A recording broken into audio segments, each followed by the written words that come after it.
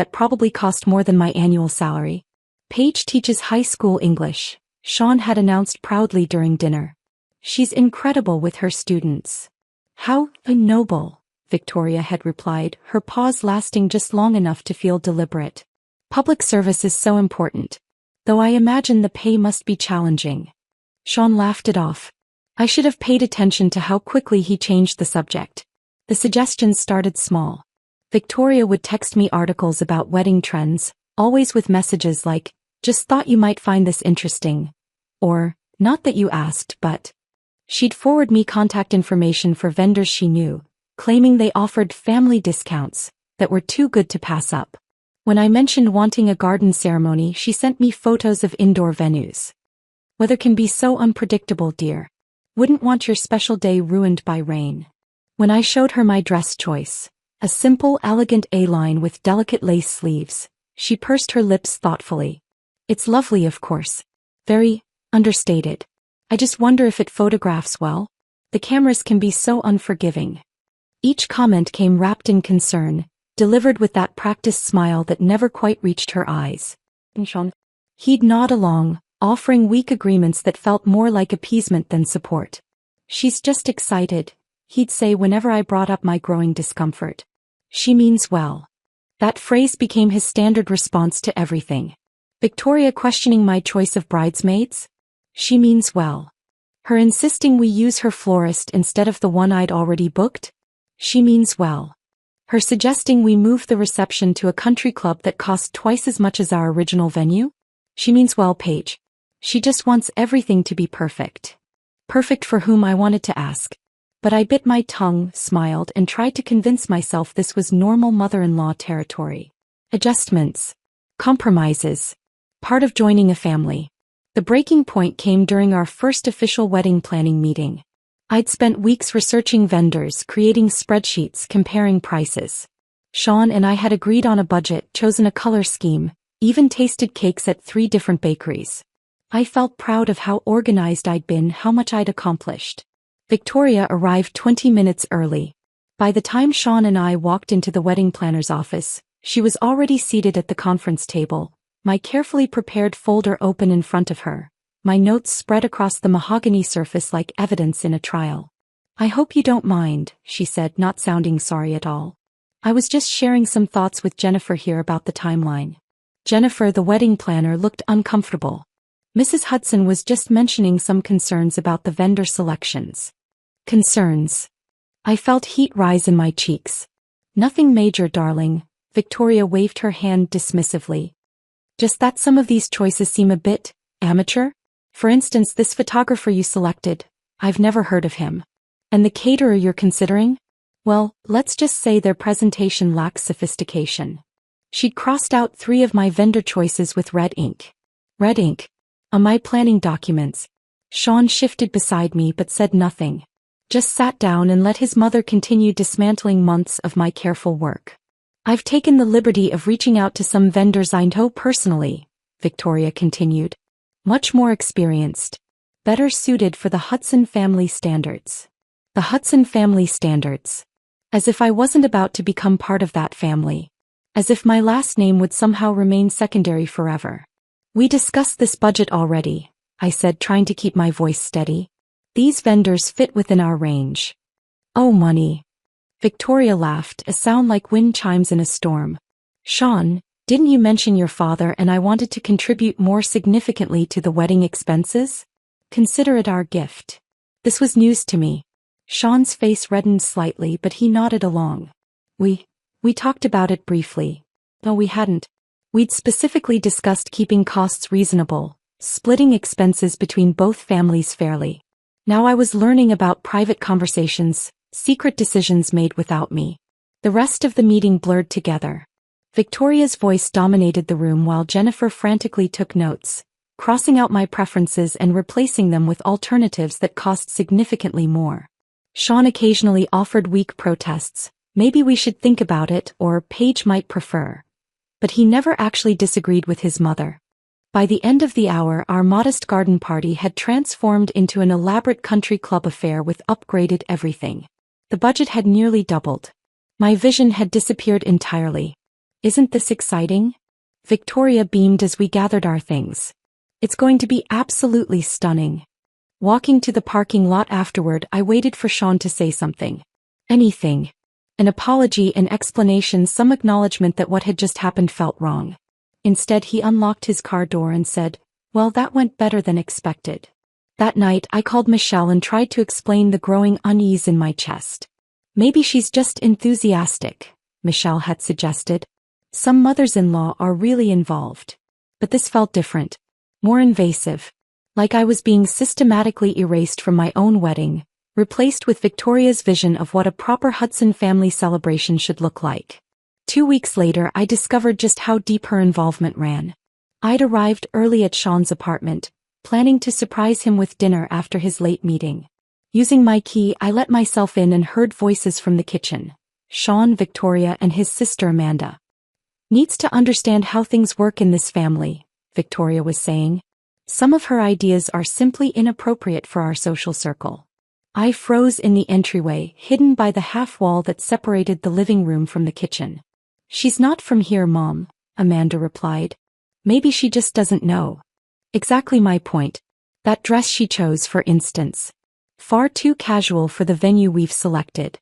And her friend is maid of honor? I looked her up on social media. Definitely not the image we want in wedding photos. My heart hammered against my ribs. They were discussing my wedding, my choices, my friends, as if I were some kind of problem to be solved rather than the bride. "What do you think, Sean?" Victoria asked. The pause that followed felt eternal. I held my breath, waiting for him to defend me, to shut down this conversation, to remind his mother that this was our wedding, not hers. "You're probably right," he said finally. "Maybe I can suggest some alternatives." I backed out quietly, closing the door with shaking hands. Sitting in my car in his driveway, I stared at the engagement ring on my finger and wondered when exactly I'd become the outsider in my own relationship. The cracks weren't just showing anymore. They were spreading, deep fissures that threatened to swallow everything I thought I knew about the man I was supposed to marry. And somewhere in the back of my mind, a small voice whispered that this was only the beginning. 3 weeks before the wedding, my phone buzzed with a text from my college roommate Sarah. "Hey, did something happen?" I got a weird call saying the rehearsal dinner was cancelled for me specifically. I stared at the message, confusion turning into a cold dread. Sarah had been on our guest list since day one. We'd already discussed what she'd wear, where she'd sit, how excited she was to finally meet Sean's family. "What do you mean cancelled?" I typed back, though my fingers felt numb. "Some woman called, said she was the groom's mother, told me there were unexpected budget constraints and they had to cut the guest list. Said you'd understand and would call me later to explain." Budget constraints. I sat in my empty classroom after school staring at that phrase. The same rehearsal dinner that had somehow tripled in cost thanks to Victoria's upgrades, now had budget issues? That evening I brought it up with Sean over dinner. "Why is Sarah no longer invited to the rehearsal dinner?" He paused mid-chew, looking genuinely surprised. "She's not. Your mother called her. Said there were budget constraints." Sean's fork clattered against his plate. I didn't know about that. Let me ask Mom what happened." But when he called Victoria, I heard her voice through the phone, sweet as poison honey. "Oh darling, yes, we had to make some difficult decisions. The venue has capacity limits and family should come first, don't you think?" "But Paige's friends are important too," Sean said weakly. "Of course they are. But Sarah can come to the actual wedding. The rehearsal dinner is really more for immediate family and wedding party members." Except Sarah wasn't the only one who got cut. Over the next few days, I discovered that my former teaching colleague Maria had also received a call. So had my neighbor Mrs. Chin, who'd been like a grandmother to me since I moved to town. 3 of my closest relationships, severed with surgical precision. Meanwhile, Victoria's Bridge Club remained fully intact on the guest list. Women I'd never met who knew nothing about Sean or our relationship, somehow qualified as immediate family, while my chosen family got dismissed. "It's just politics," Sean said when I pressed him about it. "Mom knows these people professionally. It's complicated." Everything was always complicated when it came to his mother. Nothing was ever simple, straightforward, or fair. The real shock came the following Tuesday. I was grabbing lunch in the faculty lounge when Sean's cousin Jake approached my table. "Hey Paige, quick question about Saturday night. Are you good with Romanos? I know it's not exactly your style, but Victoria seemed really set on it. I nearly choked on my sandwich. Saturday night? The rehearsal dinner? At Romano's Italian? This Saturday. My mind went blank. Romano's was an upscale restaurant downtown that I'd never even been to. More importantly, I knew nothing about any plans for this Saturday. Jake, can you tell me more about what you know? His face shifted, confusion replacing casual conversation. Oh no. Did I just mess something up? I got this group email yesterday with all the details. Time, location, parking instructions. I assumed you were copied. Group email. Planning my own rehearsal dinner through group emails I wasn't included in. Jake pulled out his phone, scrolling through messages. Here it is. Sent Monday night. Has like 20 people on it. He showed me the screen and my stomach dropped. The email was from Victoria's account, with subject line, Rehearsal dinner final details, Hudson/Morrison wedding. Every important person in Sean's life was copied. His groomsmen, aunts, uncles, cousins, family, friends. The only person missing from the recipient list was Morrison. Me. The bride.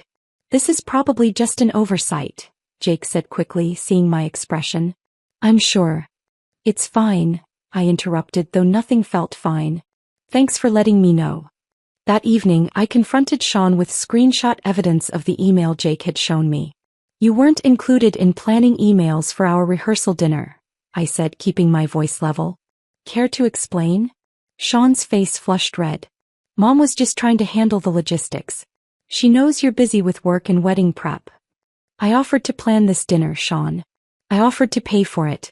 Instead, I'm finding out about my own event from your cousin in a school cafeteria. It's not that big a deal. Not that big a deal? My voice cracked. Your mother is planning an event in my honor that I know nothing about at a restaurant I've never heard of, with people she chose instead of people I wanted there. Sean ran his hands through his hair, a gesture I used to find endearing but now recognized as his go-to move when avoiding difficult conversations. Mom already booked it, he said finally. The deposit's paid. It's just easier to go with her plan at this point. Easier. Always easier to accommodate Victoria than to stand up for me. Sean, this was supposed to be our celebration. Our friends and family coming together before our wedding. How is it easier to exclude me from planning my own party? You're not excluded. You'll be there. As what? A guest? At my own rehearsal dinner. He didn't answer, which was answer enough. Saturday night arrived with unusual October warmth. I spent an hour choosing what to wear, finally settling on a soft blue dress that Sean had once said made my eyes look like ocean glass. I wanted to look beautiful, confident, like someone who belonged at her own celebration. Walking into Romano's felt like entering enemy territory. The restaurant was elegant in that old-money way Victoria preferred. Dark wood, dim lighting, expensive wine displayed like trophies. I could smell garlic and rosemary, hear laughter echoing from the private dining room they'd reserved. The hostess, a young woman with kind eyes, greeted me at the entrance. You must be here for the Hudson party? Right this way. As we approached the dining room, I could see through the glass doors. Victoria sat at the head of a long table, holding court like the queen she'd always imagined herself to be. She was telling some story that had everyone laughing, gesturing dramatically with her wine glass. Sean sat to her right, nodding along. His groomsmen flanked the table along with his aunts, uncles, and several people I didn't recognize. The bridge club women were there, of course, clustered together like a small army of judgment. I paused at the threshold, taking in the scene. This should have been our moment.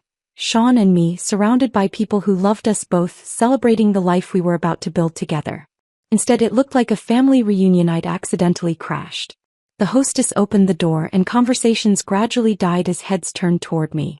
The silence stretched, awkward and heavy. Victoria's eyes found mine across the room. Her smile never wavered, but something cold flickered behind it. Oh, she said loud enough for everyone to hear.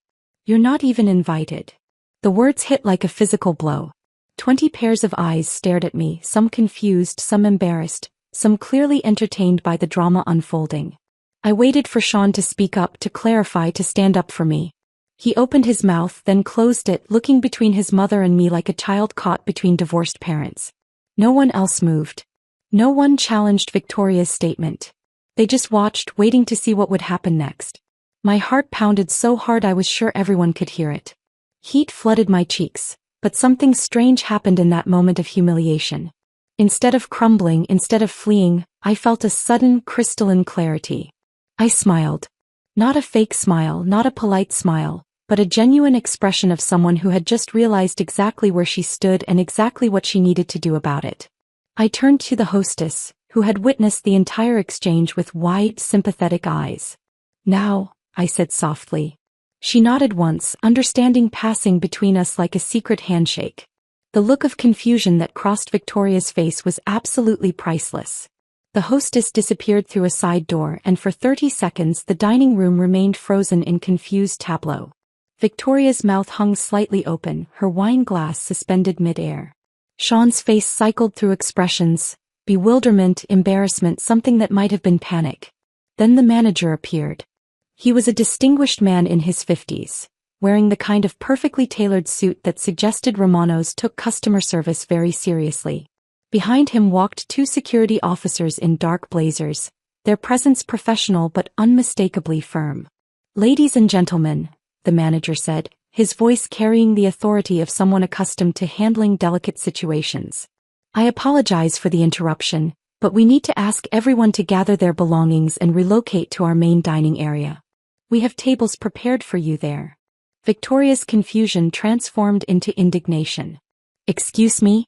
We have a reservation. A private room reservation that was confirmed yesterday." The manager's smile remained diplomatically neutral. "I understand your concern, ma'am. However, the person who holds the contract for this space has requested its immediate availability." "Contract?" Victoria's voice pitched higher. "What contract? I made this reservation myself." "Actually," the manager said, consulting his tablet, "the room was reserved and paid for by Ms. Paige Morrison 3 weeks ago. All deposits, service fees, and gratuities were handled by her at that time." The silence that followed was exquisite. Victoria's face went through several shades of red before settling on a pale, splotchy pink that clashed terribly with her emerald dress. "That's impossible," she sputtered. "I spoke with Jennifer about the arrangements. I chose the menu, the seating, everything." "Jennifer was acting as a liaison," the manager explained patiently. "But the financial arrangements were made directly with Ms. Morrison. She specifically requested that only she could authorize changes to the reservation or dismiss the party early." I had indeed called ahead.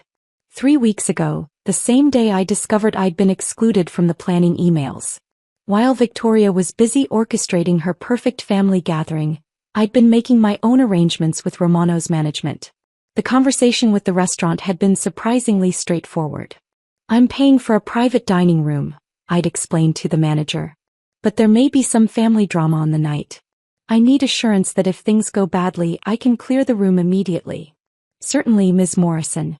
Would you like us to prepare alternative seating in our main restaurant?" "Please. And if this happens, I'd like to continue my evening alone in the private room. Can that be arranged?" "Of course. We'll have staff standing by." Now, watching Victoria's carefully constructed evening crumble, I felt a satisfaction deeper than I'd expected. This wasn't just about embarrassing her, though that was certainly a bonus. This was about reclaiming something that belonged to me. Sean finally found his voice. "Paige, what's going on? Can we just talk about this?" But he wasn't talking to me. He was looking at his mother, waiting for her to provide direction, to fix whatever had gone wrong. Even now, even in this moment of complete chaos, his first instinct was to defer to Victoria. "The lady asked you to leave," one of the security officers said politely but firmly. "We have tables ready in the main dining room, and your drinks will be transferred at no charge." Victoria stood slowly, her movements sharp with barely controlled fury. "This is ridiculous. Absolutely ridiculous. Sean, do something." Sean opened his mouth, then closed it again, his eyes darting between his mother, the security officers, and me. In that hesitation I saw our entire relationship laid bare. When forced to choose between his mother's comfort and my dignity, he chose silence. The exodus began awkwardly. Sean's groomsmen muttered among themselves, gathering jackets and purses with the efficient embarrassment of people accustomed to family drama. The bridge club women whispered frantically, their eyes bright with scandal they couldn't wait to share. Sean's Aunt Margaret paused as she passed my chair. Without saying a word, she mouthed, "I'm sorry," and squeezed my shoulder gently. Her husband, Uncle Robert, nodded at me with what looked like approval. Jake, Sean's cousin who had accidentally revealed the planning emails, stopped at the door. "For what it's worth," he said loud enough for others to hear, "this whole thing was messed up from the start. You deserved better." Victoria whirled around. "Jake, that's quite enough." "No, Aunt Victoria. It's not enough. This woman was supposed to be family, and you treated her like an intruder at her own party. How dare you?" "Come on, Jake," his wife Lisa said, taking his arm. But she looked back at me with sympathy. "Good luck, Paige." Not everyone was supportive. Sean's sister Amanda shot me a look of pure venom as she gathered her purse. "This is so dramatic," she hissed to her husband. "Like something out of a soap opera." Her husband, normally quiet, surprised me by responding, "Maybe. But dramatic doesn't make it wrong." One of the bridge club women, Dolores I think, actually smirked as she passed. "Well," she said to her companion, "I suppose we know what kind of marriage this is going to be." "Actually," I said, speaking for the first time since my single word to the hostess, "you really don't." She paused, eyebrows raised. "Excuse me. You don't know what kind of marriage this is going to be. But you're about to find out." The threat in my voice surprised even me. Dolores hurried past without another word. Victoria was the last to leave, naturally. She stood at the threshold of the private dining room, her perfect posture rigid with humiliation and rage. "This isn't over," she said, her voice low and dangerous. "You're absolutely right," I replied, meeting her gaze steadily. "It isn't." Sean lingered after his mother left, his face a mess of confusion and hurt. "Paige, I don't understand. Why would you do this? We could have talked." "We did talk, Sean. We talked when you let your mother exclude my friends. We talked when you let her plan my rehearsal dinner without me. We talked when you sat there and said nothing while she told me I wasn't invited to my own celebration. But this is humiliating for everyone." "Yes," I said simply. "It is." He stared at me for a long moment, perhaps finally seeing something in my face that told him how far past the point of negotiation we'd traveled. I'll call you tomorrow," he said finally. "Maybe." After he left, the silence felt profound. The hostess returned with the manager, both wearing expressions of professional concern mixed with genuine sympathy. "Ms. Morrison," the manager said, "your table is ready whenever you'd like to continue your evening." I looked around the private dining room, candles still flickering, flowers still fresh, the table still set for 20 people who had just been asked to leave. The space felt different now. Cleaner. Actually, I said, settling back into my chair, "I think I'll stay right here." The hostess smiled, a real smile this time. "Would you like us to reset for one?" "Please." As the staff efficiently cleared away 19 place settings, I poured myself champagne from the bottle Victoria had ordered. Expensive champagne that I had paid for. The golden liquid caught the candlelight, sparkling like liquid jewelry. For the first time in months, I wasn't performing for anyone. Wasn't trying to fit into someone else's vision of who I should be. Wasn't walking on eggshells around Victoria's opinions or Sean's weak protests. I was just Paige, sitting alone in a beautiful room, about to enjoy an excellent dinner that I had chosen and paid for. The steak when it arrived was perfect. The steak had been perfect, but the silence afterward was even better. I drove home that night with the windows down, October air rushing through my hair, feeling more alive than I had in months. My phone sat silent in my purse. No frantic texts from Sean, no apologetic calls, no desperate voicemails trying to explain away what had just happened. Sunday morning arrived with golden sunlight streaming through my apartment windows. I made coffee, scrambled eggs, and waited. Surely Sean would call. Surely he'd show up with explanations, apologies, maybe even some newfound backbone regarding his mother. He didn't. Sunday turned into Monday. Monday became Tuesday. My phone remained stubbornly quiet except for work calls and a few texts from concerned friends who'd heard rumors about something happening at the rehearsal dinner. Wednesday afternoon, Jake called. "Paige?" "Paige, Jake. Sean's cousin?" "From the other night." "Hi, Jake." I was grading papers in my classroom, red pen poised over another essay about symbolism in Romeo and Juliet. I wanted to check on you. That whole thing at Romano's was, well, it was pretty intense. That's one way to put it. Yeah. He paused. Listen, I probably shouldn't be telling you this, but I think you should know. Victoria's been calling family members. She's telling everyone that you had some kind of breakdown, that you canceled the wedding yourself. The red pen slipped from my fingers, leaving a small mark across someone's analysis of the balcony scene. What exactly is she saying? That you've been under a lot of stress with work and wedding planning. That Saturday night was the final straw, and you decided you weren't ready for marriage. She's making it sound like you're having some kind of mental health crisis. A bitter laugh escaped my throat. Of course she is. The thing is, Paige, most of us who were there know that's not what happened. But Victoria's version is spreading to people who weren't in that room. She's good at this, making herself look like the victim. What about Sean? What's he saying? Another pause. That's the thing. He's not saying much of anything. Just that you two need some space to figure things out. Space. After 3 days of complete radio silence, Sean was telling people we needed space. That evening, I discovered just how thorough Victoria's damage control campaign had become. My phone buzzed with a Facebook notification. Someone had tagged me in a post. Curious, I opened the app. Victoria had posted a photo from Sunday brunch. She was wearing a cream-colored dress that looked suspiciously bridal, sitting at an elegant table with several women I recognized from the Bridge Club. The caption read, "Sometimes life doesn't go as planned, but we keep celebrating love anyway. #family first, #resilience, #never give up." The comments were a masterclass in passive-aggressive sympathy.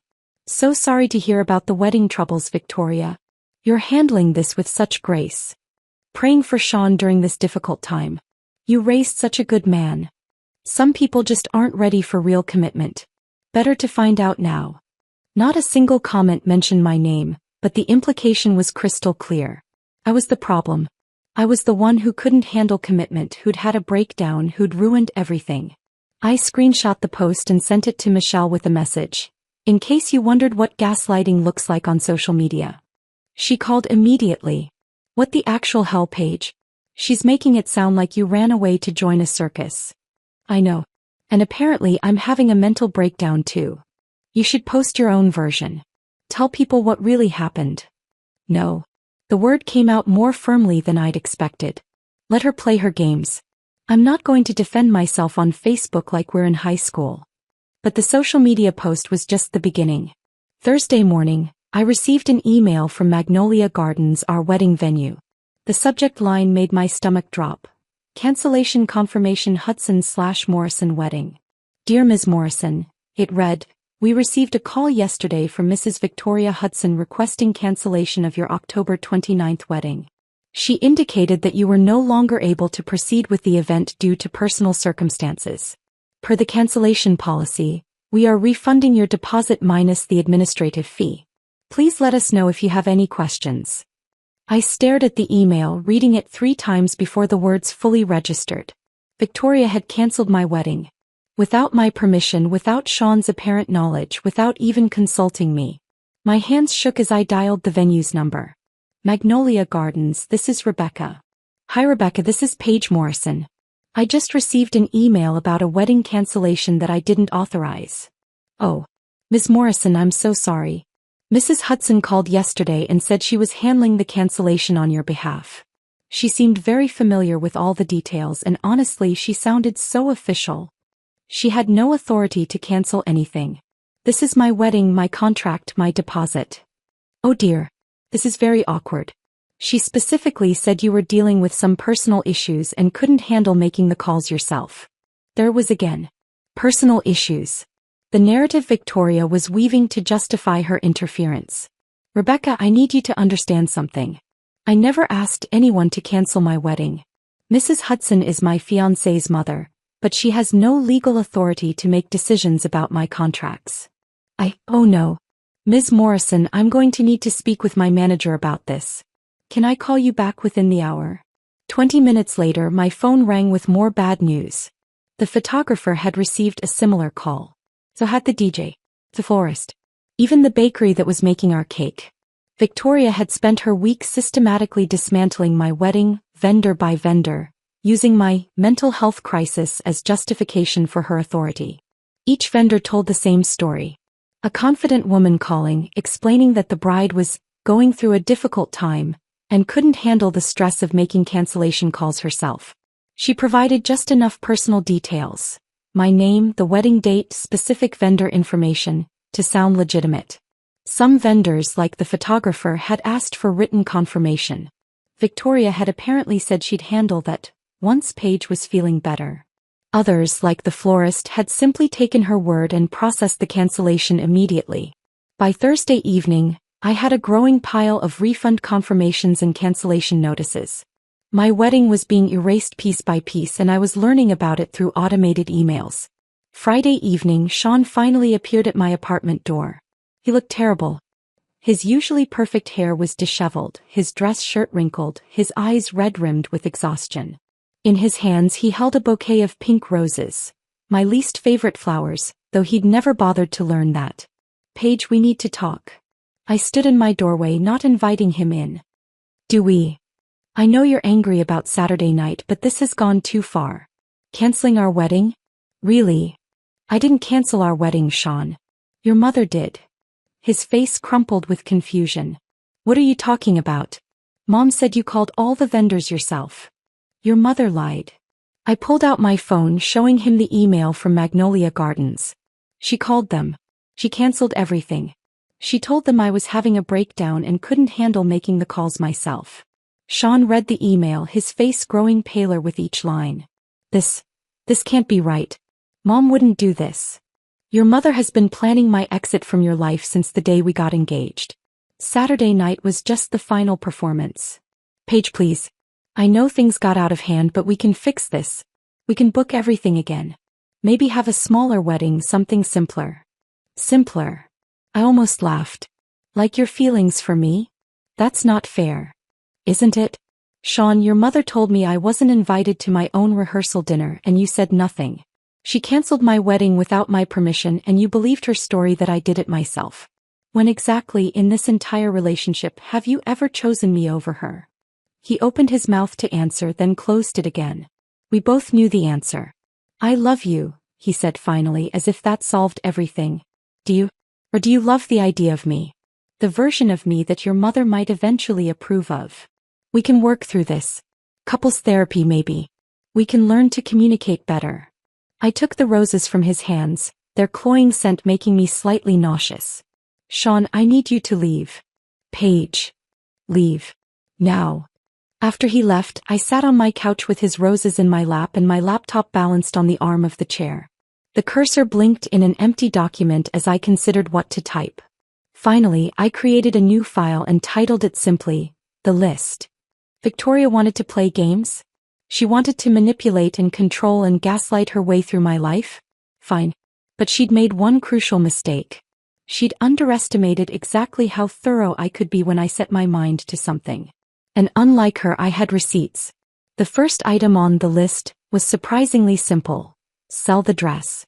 I pulled it from my closet Saturday morning, still encased in its protective garment bag.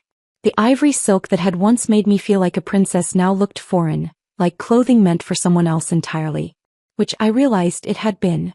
The listing went live on Still White at 2 p.m. Never worn designer wedding gown, size 8, ivory silk with delicate lace sleeves. Selling due to change of heart about traditional weddings. Within hours, messages flooded my inbox. But one stood out immediately. "Hi. I love your dress. My fiancé and I are eloping in Vegas next month. Something small and fun, just us.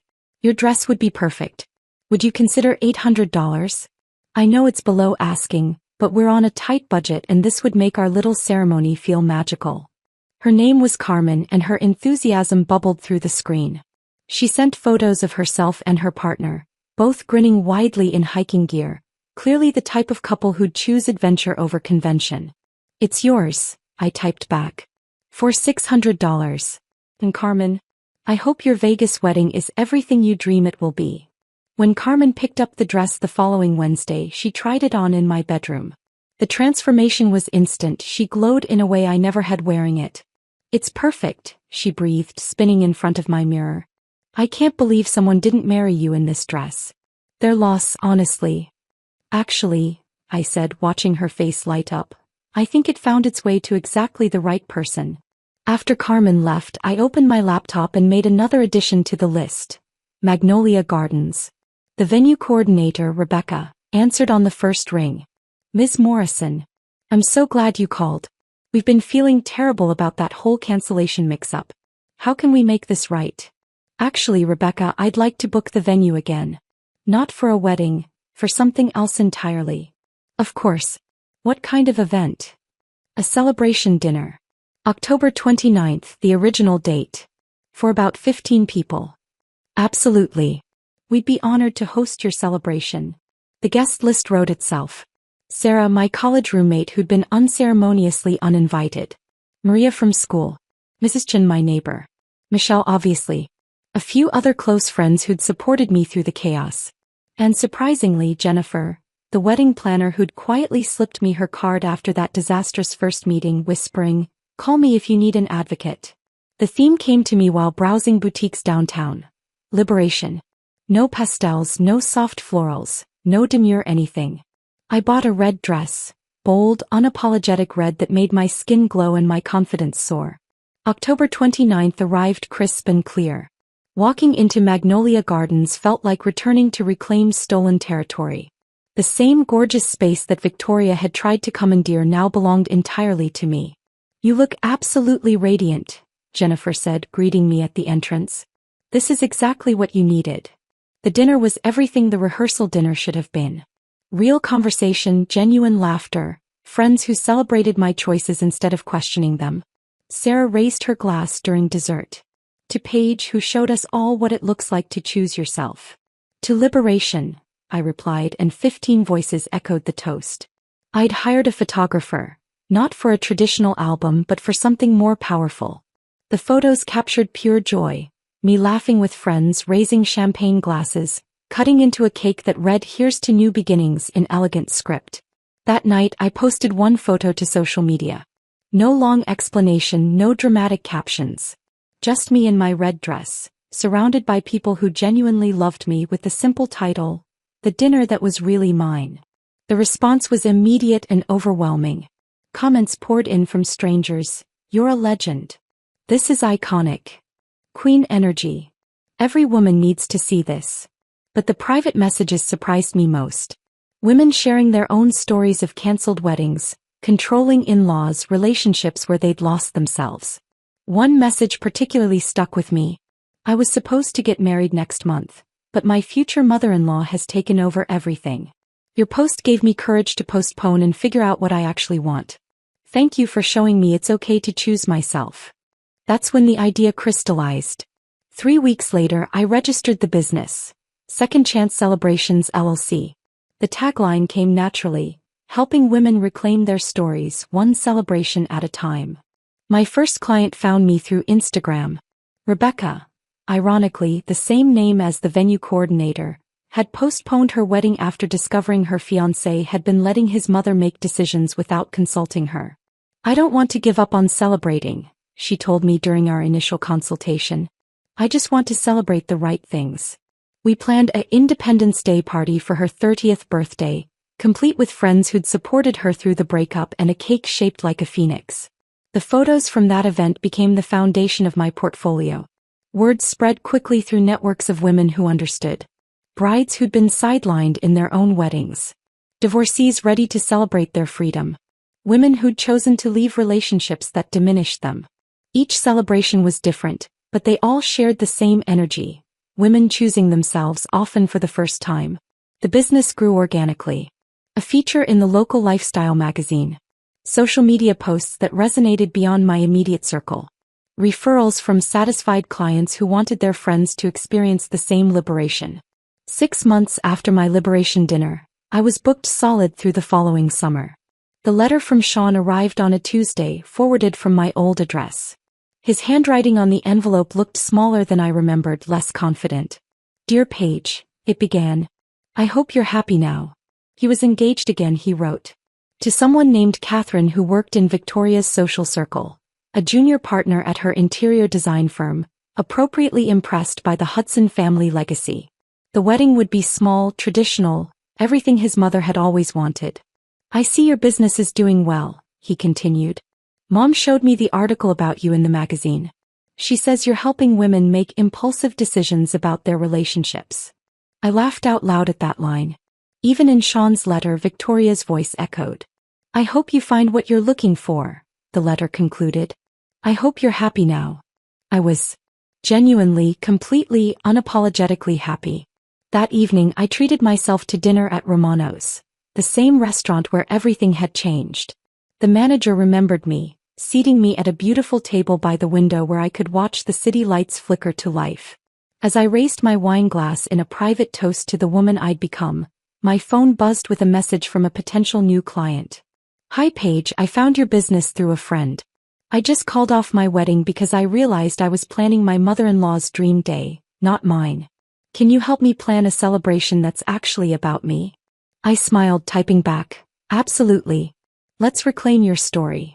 The future stretched ahead, bright with possibility and entirely my own. The future stretched ahead, bright with possibility and entirely my own. But some stories require a proper ending, and Victoria Hudson had always been meticulous about details. My involvement with her downfall began accidentally, through a client consultation 6 months after Sean's letter arrived. The woman sitting across from me in my office was familiar, though I couldn't place her immediately. I'm Diana Patterson, she said, extending a manicured hand. I believe you know my story or part of it. The recognition hit like lightning. Diana had been one of Victoria's bridge club companions, one of the women at that disastrous rehearsal dinner who'd whispered and smirked as I stood humiliated. I owe you an apology, Diana continued, her voice steady but carrying an undercurrent of regret. What happened that night was unconscionable. I should have spoken up. Why didn't you? Diana's laugh was bitter. Because I was terrified of becoming Victoria's next target. You see, I've been on the receiving end of her particular brand of social warfare before. Over the next hour, Diana unfolded a story that made my own experience seem almost gentle. Victoria had systematically destroyed Diana's daughter's engagement to a prominent local family, spreading rumors about financial instability and social inadequacy until the relationship crumbled. The young woman had spiraled into depression, eventually moving across the country to escape the whispers. Victoria controls information like currency, Diana explained. She knows exactly which details to share, when to share them, and with whom. She's built an empire on other people's secrets and insecurities. Why are you telling me this? Because I'm not the only one she's hurt. And I think it's time someone did something about it. Diana wasn't wrong. Over the following weeks, I began hearing similar stories from unexpected sources. A florist who'd been blacklisted from Victoria's social circle after refusing to inflate prices for her events. A caterer whose business had nearly collapsed after Victoria spread rumors about food poisoning at a party. A young photographer who'd been excluded from high-profile weddings after capturing an unflattering candid shot of Victoria at someone else's celebration. The common thread was always the same: Victoria's need for absolute control, and her willingness to destroy anyone who threatened that control. The opportunity for justice arrived through Jennifer, my wedding planner turned friend, who'd maintained connections in Victoria's world despite our association. She's in trouble, Jennifer told me over coffee one Tuesday morning. The annual Children's Hospital Gala, her signature event, is hemorrhaging sponsors. Victoria had been chair of the hospital's fundraising committee for 8 years, wielding the position like a social scepter. The gala was her crown jewel, the event that cemented her status as the city's premier hostess. What kind of trouble? 3 major sponsors pulled out this month. Word is getting around about her methods. People are tired of being bullied into participation. I stirred my latte thoughtfully. How much are they short? About $50,000. Without that funding, they'll have to cancel this year's event. The hospital really needs that money. It funds their children's art therapy program. That evening I made some calls. Diana connected me with 2 other women Victoria had targeted. Jennifer provided contact information for several vendors who'd been mistreated. Within a week, I had a clear picture of Victoria's network of enemies, and they were more numerous than I'd imagined. The plan formed organically. We didn't need to actively destroy Victoria. We simply needed to stop propping her up. One by one, sponsors who'd supported her events out of social obligation quietly withdrew their commitments. Vendors who'd tolerated her impossible demands started declining her business. The foundation of fear and obligation that supported her social empire began cracking. 2 weeks before the gala, Victoria's assistant called the hospital's development office in a panic. They were facing a significant shortfall and needed to find emergency funding or cancel the event entirely. That's when I made my move. Children's Hospital Development Office. This is Marcus. Hi Marcus, this is Paige Morrison from Second Chance Celebrations. I heard through the grapevine that the annual gala might need some last-minute funding support. Ms. Morrison. Yes, we're in a bit of a challenging situation. Are you interested in sponsoring? Actually, I'd like to offer a major donation. $50,000, to ensure the event goes forward as planned. The silence on the other end was profound. Ms. Morrison, that's incredibly generous. We would be so grateful. I do have one condition. As the primary sponsor, I'd like naming rights for this year's event. Of course. What would you like the gala to be called? The Paige Monroe Foundation for Dignity Annual Children's Hospital Gala. I could hear Marcus typing. That's beautiful. The Paige Monroe Foundation for Dignity. May I ask what your foundation focuses on? Supporting women who've experienced social bullying and helping them reclaim their power. The contracts were signed within 24 hours. Victoria, faced with canceling her signature event or accepting anonymous funding from an undisclosed donor, chose preservation of her social standing over pride. She never bothered to read the fine print. The night of the gala, I arrived fashionably late, wearing a midnight blue gown that cost more than my first car. The ballroom looked stunning. Victoria's aesthetic sense had never been questionable, only her methods. But as guests approached the entrance, they couldn't miss the elegant banners displaying the Paige Monroe Foundation for Dignity Annual Children's Hospital Gala, in gold lettering. I watched from across the room as Victoria spotted the signage. Her face went through a fascinating progression of emotions: confusion, recognition, horror, and finally, a kind of frozen panic as she realized the implications. The Master of Ceremonies, unaware of the underlying drama, announced the evening's major sponsor with enthusiasm. We're incredibly grateful to the Paige Monroe Foundation for Dignity, whose generous contribution made tonight's celebration possible. Victoria, standing at the podium prepared to give her traditional welcome speech, visibly choked. The microphone caught a strangled sound that might have been surprise or rage. She attempted to recover, but her carefully practiced speech had been derailed by the introduction she hadn't expected. Someone in the audience, I never discovered who, recorded the moment and sent me the video later. Watching Victoria's composure crumble in real time was more satisfying than I'd anticipated. The cease and desist letter arrived 3 days later, delivered by a law firm whose letterhead screamed expensive intimidation.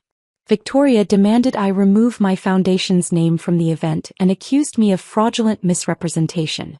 I responded by sending her a copy of the contract she'd signed through the hospital's development office, with my signature and foundation information clearly visible. She had approved everything, agreeing to naming rights without bothering to investigate the donor's identity. No legal recourse available, my attorney confirmed after reviewing the documents. She signed willingly and accepted the funds. The contract is ironclad. I never married again, though not for lack of opportunities. My business flourished, my foundation grew, and I discovered that independence suited me far better than compromise ever had. Years later, women still approach me at events, some recognizing me from social media, others referred by friends who'd found their own strength through my work. Each conversation reminds me that choosing yourself over social expectations isn't just personal liberation, it's revolution. Victoria eventually moved to another city, her influence diminished by too many burned bridges and broken alliances. Sean and Catherine divorced within 3 years. Apparently Victoria's involvement in their marriage proved as toxic as it had been in ours. I kept the video of Victoria's gala speech on my phone, not out of cruelty but as a reminder. Sometimes the best revenge isn't dramatic confrontation or public humiliation. Sometimes it's simply building something beautiful from the ashes of what others tried to destroy, then watching them realize they never had the power they thought they wielded. The taste of victory, I discovered, was even sweeter than perfectly prepared steak. If this story of ultimate revenge had you cheering for Paige, hit that like button right now. My favorite part was when Victoria choked on her welcome speech seeing the Paige Monroe Foundation for Dignity displayed at her own gala. What was your favorite moment? Drop it in the comments below. Don't miss more empowering stories like this. Subscribe and hit that notification bell so you never miss an upload. I'm Allison, 27, a graphic designer barely making rent in New York. Growing up, money was always a sore subject with my parents, Karen and James. When my beloved grandmother Evelyn passed away last month, they insisted there was nothing to inherit. Just another family disappointment, I thought. Then yesterday, her lawyer called about a $2 million trust in my name. My hands are still shaking. Before I continue my story, let me know where you're watching from in the comments. If you've ever had family hide things from you, hit subscribe and join me on this wild journey.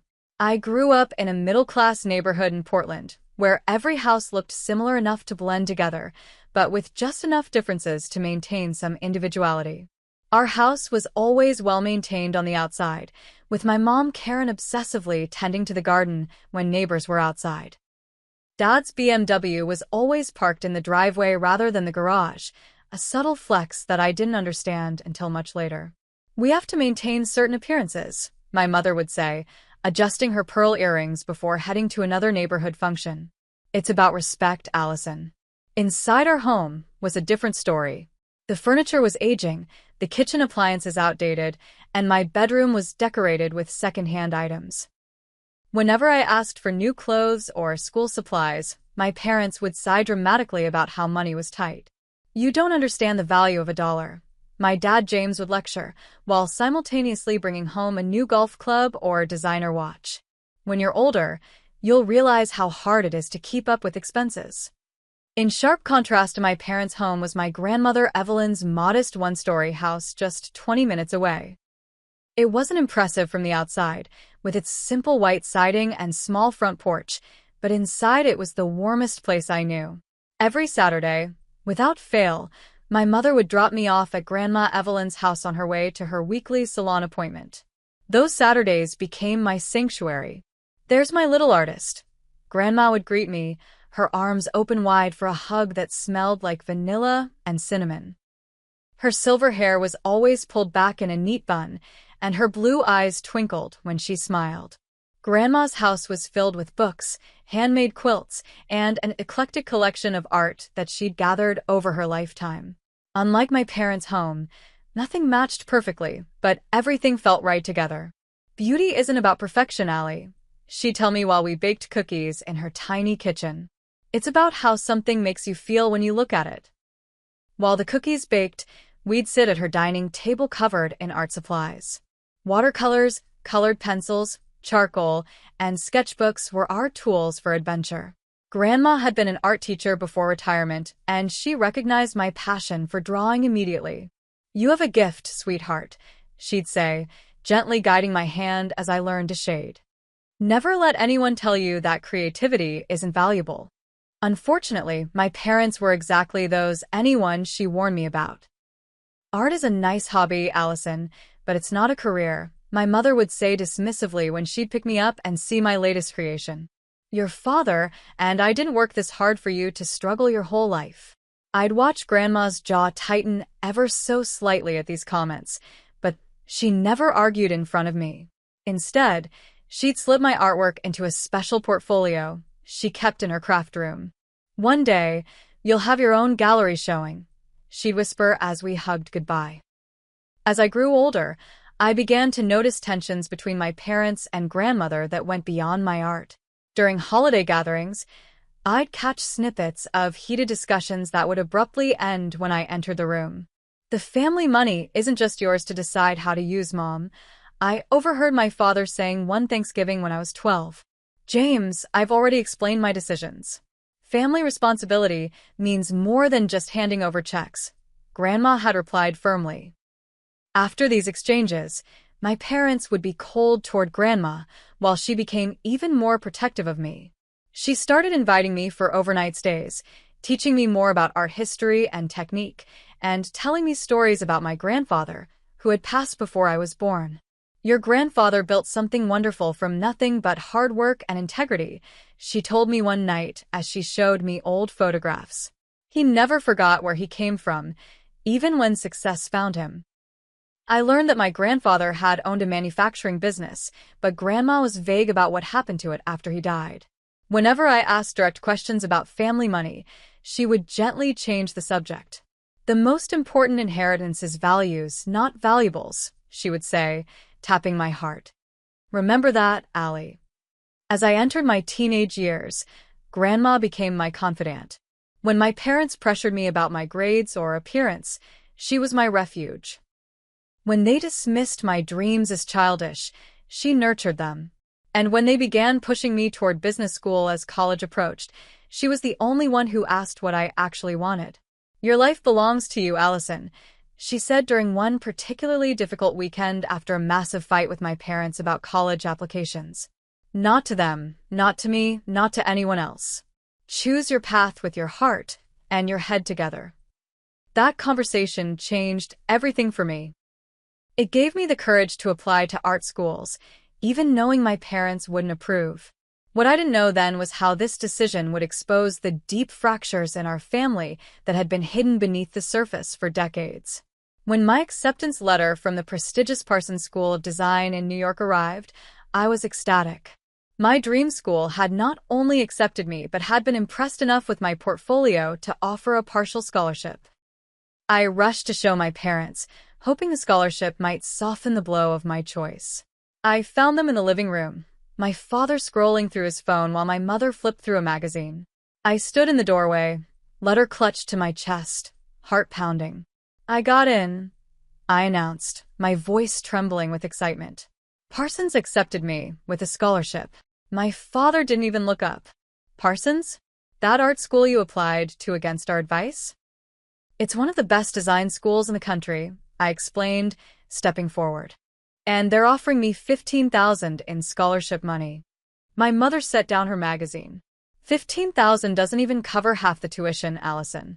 Do you have any idea how expensive New York is? I know it's expensive, but this is my dream.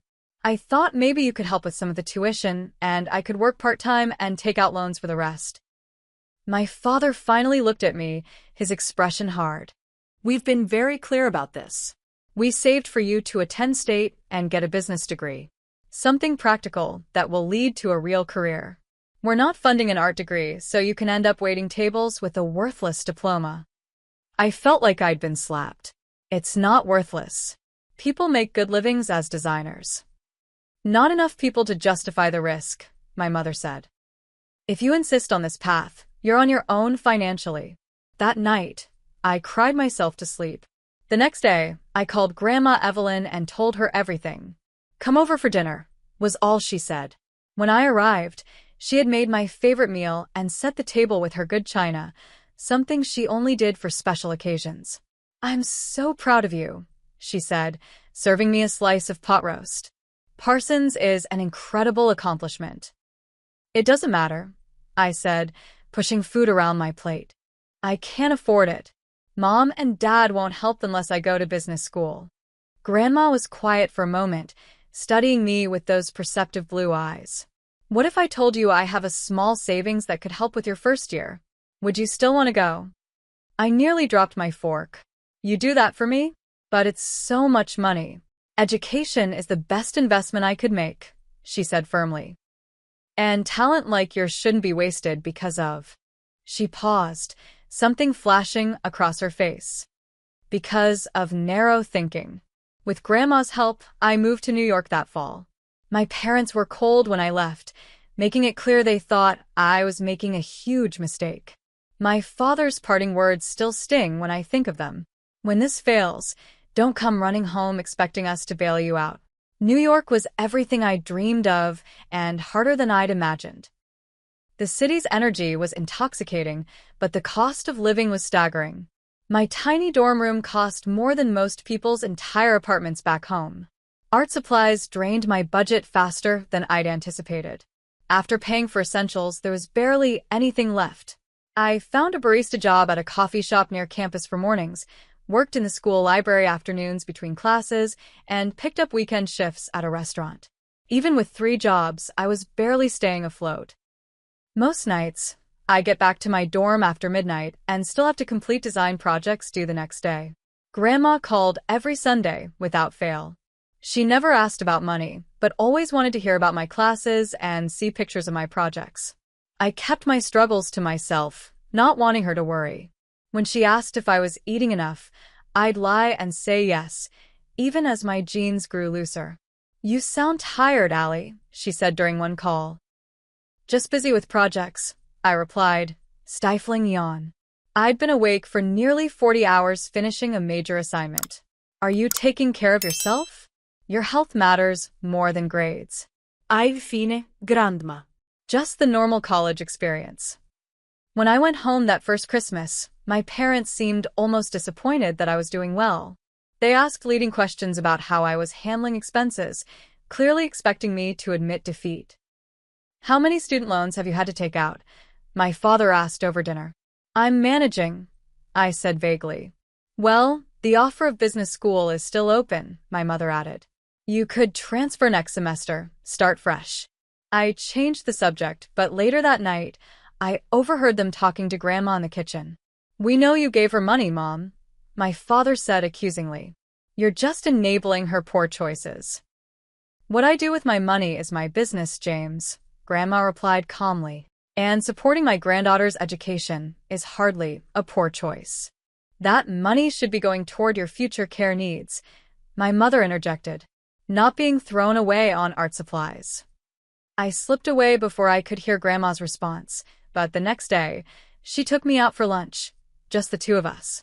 "Don't worry about what your parents think," she told me, reaching across the table to squeeze my hand. "Just focus on your education and your dreams. The rest will sort itself out." When I returned to New York for spring semester, disaster struck. The scholarship committee informed me that due to budget cuts, they couldn't renew the partial scholarship for my second year. I was devastated. Even working 3 jobs, I couldn't possibly make up the difference. I spent a week researching transfer options to cheaper schools, crying myself to sleep each night at the thought of leaving Parsons.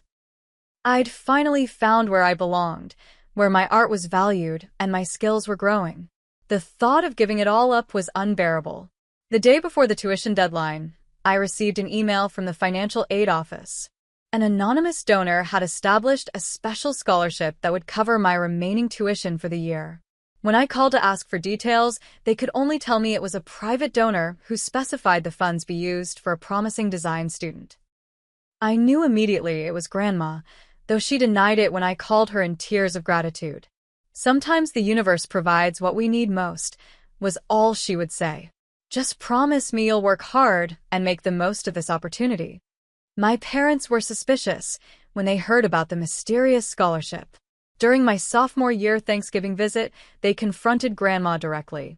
"This is inappropriate, Mom," my father said. "You can't keep undermining our parenting decisions." "I don't know what you're talking about," Grandma replied innocently, winking at me when my parents weren't looking. The pattern continued throughout my college years. Whenever I hit a financial wall, an anonymous solution would appear.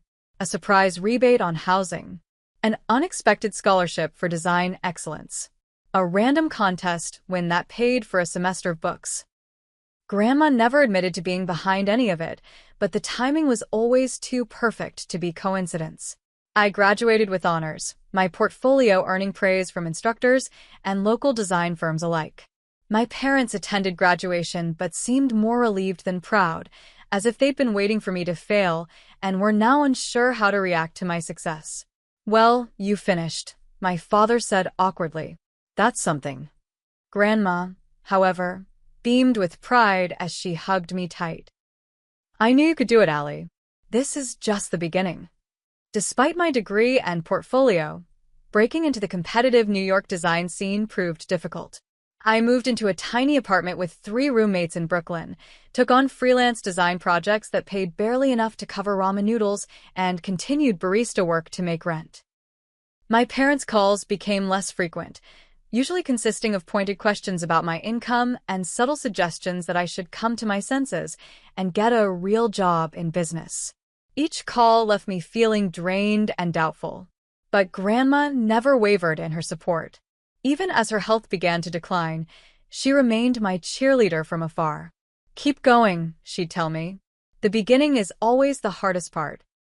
What I didn't know then was that she was fighting her own battles, keeping secrets that would soon change everything. The call came on a Tuesday morning while I was working on a logo design for a picky client who had already rejected 3 versions. My mother's voice was uncharacteristically shaken. "Grandma Evelyn had a stroke. She's in the hospital." I booked the first flight I could afford back to Portland, maxing out my only credit card. When I arrived at the hospital, my parents were in the hallway outside Grandma's room, deep in conversation with the doctor. "The prognosis is uncertain," the doctor was saying. "She's stable but weak. She'll need significant care moving forward." As soon as the doctor left, my parents turned to practical matters with alarming speed. "We should start looking at nursing homes," my father said, already scrolling through options on his phone. "There's a decent one near us that takes Medicare." "What about her house?" my mother added. "We should list it soon to cover the care costs." I was shocked by their clinical approach. "Shouldn't we wait until she's conscious to make these decisions? Maybe she can recover at home with a nurse." My father looked at me like I was naive. "That kind of in-home care costs a fortune, Allison. The house needs to be sold regardless." "But she loves that house," I protested. "All her memories are there." "This isn't about sentimentality," my mother said sharply. "It's about practical realities." When I was finally allowed to see Grandma, I barely recognized her. Her face was partially drooping on one side, and she seemed smaller somehow in the hospital bed. But when she saw me, her good eye lit up, and she squeezed my hand with surprising strength. Over the next few days, Grandma improved enough to speak, though her words were slurred. When my parents brought up the nursing home, she became agitated. "No institution," she managed to say firmly. "Mom, be reasonable," my father argued. "You need professional care." I made a split-second decision that would change everything. "She can come stay with me. I'll take care of her." My parents looked at me like I'd lost my mind. "In your tiny apartment with roommates? Be serious, Allison." "I'll figure it out," I insisted, looking at Grandma for approval. She nodded slightly, a ghost of a smile on her face. Despite my parents' objections, I took an extended leave from my freelance work and moved Grandma into my small Brooklyn apartment. My roommates were understanding, helping me convert our shared living space to accommodate her needs. I slept on the couch, so she could have my room. Those months were difficult, but precious. Between helping Grandma with physical therapy exercises and basic needs, I continued to work on freelance projects late into the night to keep us afloat. My savings dwindled rapidly, but I couldn't bring myself to regret my decision. As Grandma slowly regained some strength, she began sharing stories I'd never heard before. Family history that filled in gaps I hadn't even realized existed. "Your grandfather wasn't just a small business owner," she told me one evening as I helped her with dinner. "Harrison built that manufacturing company from nothing into something worth millions." I nearly dropped the soup spoon. Millions? But I thought. Grandma sighed, her good hand trembling slightly. "There's so much you don't know, Allie." "So much I should have told you sooner." Over the following weeks, she shared pieces of a puzzle I'd never seen clearly. How my grandfather had invented a specialized manufacturing process for automotive parts. How his small garage operation had grown into a factory employing over 200 people. How he'd eventually sold the company for a substantial sum shortly before his death. "What happened to all that money?" I asked, confused by the disconnect between these stories and my understanding of our family finances. Grandma would get a faraway look in her eyes. "It's time things were made right," she'd say cryptically. "I've made arrangements." I didn't press her when she became tired or changed the subject.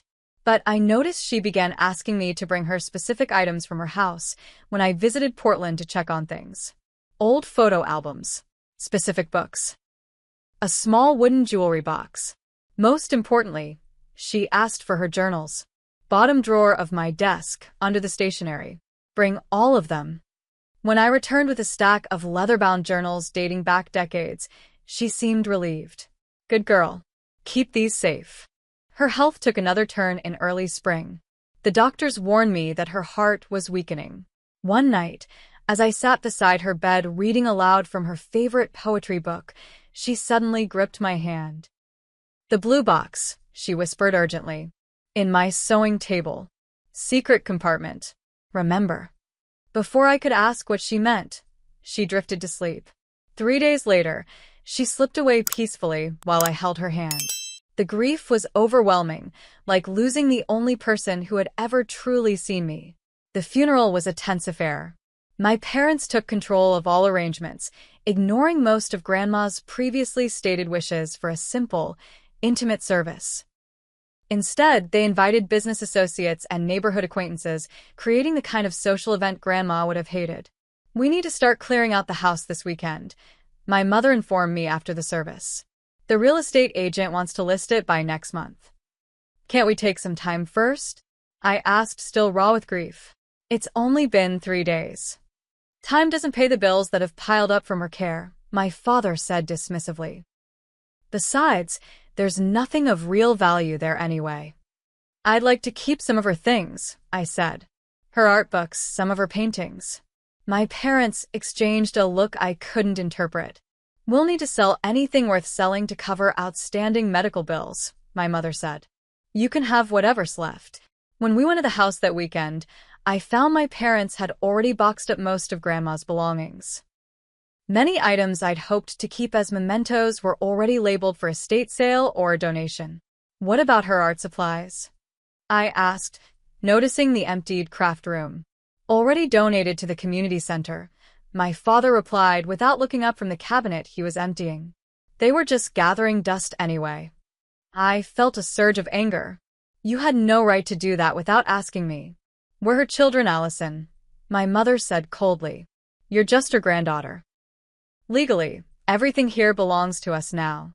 "Is there even a will?" I asked. My father shrugged. "Nothing formal. And there's nothing to inherit anyway." Whatever small savings she had went to her medical care. I didn't believe them, not after the stories Grandma had shared in her final months. But arguing seemed pointless. Instead, I quietly collected the few personal items they'd overlooked or deemed worthless. Photographs, her recipe box, a crocheted blanket she'd made. As I was gathering these treasures, I remembered her final whispered words. The blue box. Secret compartment. I made my way to her sewing room, which my parents had barely touched, probably seeing nothing of value in her crafting supplies. The old Singer sewing table stood in the corner, its wooden surface worn smooth from decades of use. I ran my hands along the edges, looking for anything unusual. On the right side, I felt a slight indentation. When I pressed it, a small drawer popped out from what had appeared to be a solid panel. Inside was a blue metal box, the kind used for storing cash at home. My heart racing, I slipped it into my bag just as I heard my mother's footsteps approaching. "Found anything worth keeping?" she asked from the doorway. "Just some patterns and thread," I lied, gesturing to the items I'd piled on top of the table as decoys. She nodded dismissively. "We'll donate those too. Be ready to leave in an hour." Back in New York, alone in my apartment that now felt emptier than ever without Grandma, I finally opened the blue box. Inside wasn't money or jewelry as I'd half expected, but old photographs and documents I didn't immediately understand. Most surprising was a business card paper-clipped to a sealed envelope with my name written in Grandma's handwriting. The card belonged to Harold Wilson, attorney at law, with a Manhattan address. I turned the envelope over in my hands, wondering what secrets it might contain. But before I could open it, my phone rang with a client emergency that required immediate attention. I tucked the envelope and card into my desk drawer, intending to return to them soon. I had no idea that this small blue box would completely upend everything I thought I knew about my family and my future. The weeks following Grandma's funeral passed in a blur of grief and work. I threw myself into freelance projects, partly to make up for the income lost during my time caring for her, and partly to avoid the emptiness that overwhelmed me when I stopped moving. My tiny apartment felt cavernous without her presence. I'd gotten used to our routine, morning exercises, preparing her meals, reading together in the evenings. Now there was just silence and the constant pressure of mounting bills. The financial situation became dire when my largest client, a boutique clothing brand I'd been designing for, suddenly went bankrupt. The final payment they owed me, which I'd been counting on for rent, disappeared. My landlord's patience was wearing thin. "I need the rent by Friday, Allison," he said during his third call that week. "I've been understanding because of your grandmother, but business is business." I was contemplating selling my laptop and graphic tablet when my phone rang with an unknown Manhattan number. Assuming it was another client, I answered with my professional voice. "Allison speaking. How can I help you?" "Ms. Allison Taylor?" a deep male voice asked. "This is Harold Wilson from Wilson and Associates law firm. I'm calling regarding the estate of Evelyn Taylor." My heart skipped. The business card from the blue box. "Yes, that's my grandmother. She passed away last month." "I'm aware of her passing. Please accept my condolences. I served as your grandmother's attorney for over 30 years. I've been trying to reach you. Would you be available to meet at my office tomorrow?" I was instantly suspicious. After years of financial struggles, unexpected calls about money matters usually meant trouble, not opportunity. "Is this about outstanding medical bills?" I asked cautiously. "Because my parents are handling that." There was a pause. "No, Ms. Taylor. This is regarding your inheritance. Your grandmother left explicit instructions that I contact you directly after her passing." "Inheritance," I echoed, thinking of my father's words. "There's nothing to inherit anyway." "I'd prefer not to discuss the details over the phone. Can you come to my office tomorrow at 2 p.m.? Still suspicious this might be some elaborate scam, I agreed but decided to do some research first. A quick internet search confirmed that Wilson and Associates was indeed a reputable law firm specializing in estate planning and trusts, with an office in the address listed on the business card. The next day, I put on my only professional outfit, a navy blazer over a simple dress, and made my way to a gleaming midtown office building. The law firm occupied the entire 15th floor, its reception area furnished with leather chairs and original artwork that made my designers appreciate the understated elegance. A silver-haired man in an impeccable suit greeted me warmly. "Miss Taylor, thank you for coming. I'm Harold Wilson."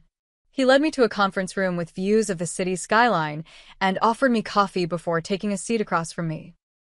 "I've been your grandmother's attorney since before you were born," he began, opening a thick folder. "She was an extraordinary woman who cared deeply about you." "My parents said there was nothing left," I said bluntly. "They said her savings went to medical expenses." Mr. Wilson's expression tightened slightly. "I'm afraid your parents weren't entirely forthcoming. Your grandmother established a trust 20 years ago, with specific instructions for its management and distribution." He slid a document across the table. I stared at the figure on the bottom line, sure I was misreading it. $2 million? I whispered, looking up in disbelief. "Plus the house, which is held separately in the trust and not subject to sale by your parents." My mind reeled. "I don't understand." "My grandfather's company," my parents said. "Your grandfather sold his manufacturing business for approximately $12 million in 1988, Mr. Wilson explained. "The proceeds were divided into 3 trusts, one for your father, one for your grandmother's living expenses, and one for you." "My father already received his inheritance?" "Yes." "Your father received his $4 million share when he turned 30, about 20 years ago. Your grandmother received hers as income, and the final third was set aside for you, with specific conditions for its distribution." I sat back, struggling to process this information. My parents have had millions of dollars all this time, while telling me we couldn't afford college tuition? "I can't speak to your parents' financial decisions," Mr. Wilson said diplomatically. "But yes, they received a substantial inheritance." He handed me a sealed envelope, identical to the one in the blue box I hadn't yet opened. "Your grandmother left this for you. She asked that I give it to you personally during this meeting. With trembling hands, I broke the seal and unfolded several pages covered in Grandma's familiar handwriting. My dearest Allison, asterisk if you're reading this, I've passed on, and Mr. Wilson has fulfilled his promise to contact you directly. There are truths you need to know that I couldn't share while I was alive without causing irreparable damage to our family. Asterisk when your grandfather died, he left his fortune to be divided equally among your father, myself, and a trust for his future grandchildren. Your father and mother received their portion when he turned 30. Within 5 years, they had spent almost all of it on appearances, luxury cars, country club memberships, expensive vacations, and status symbols, while continuing to complain about financial hardship. Asterisk I watched with growing concern as they developed patterns of financial irresponsibility, borrowing against their home and accumulating debt to maintain appearances. When you were born, I became determined to protect your future from their mismanagement. Asterisk the trust for you remained under my control until my death. Your parents have repeatedly attempted to access these funds, claiming they needed them for your upbringing and education. Had I allowed this, I fear nothing would remain for you now. Asterisk the $2 million in your trust comes with conditions I hope you'll understand.